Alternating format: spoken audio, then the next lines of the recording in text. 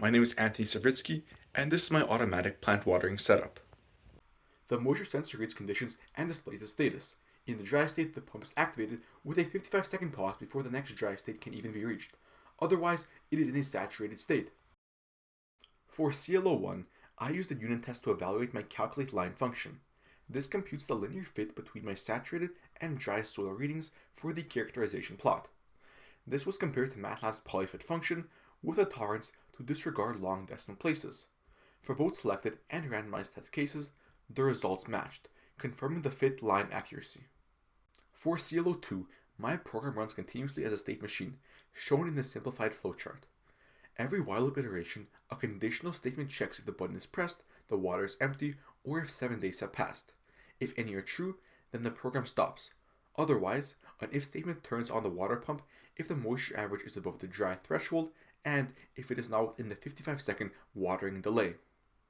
For CLO3, my program uses a function that reads the potentiometer to change the initial 5-second watering time to the option the user turns the knob to based on plant size. It compares the new and previous readings, then uses if-else logic to select, store, and display the new watering duration.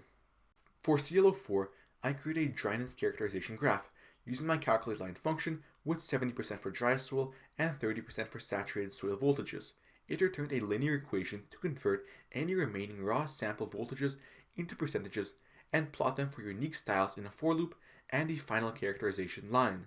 For CLO5, I used MATLAB to run a live plot that displays the moisture percentage dryness as well as the raw sensor values with the dry and saturated thresholds and a red average value line. It can show readings for any duration, like 100 seconds. For CLO7, my system has 3 inputs: the moisture sensor, potentiometer, and button. The Arduino is the controller. It reads these sensor values and sends data to MATLAB over USB, then decides whether to drive the MOSFET to power the 9-volt pump. If the Arduino reads a pressed button, then the program is stopped. Adjusting the potentiometer changes how long the MOSFET is powered.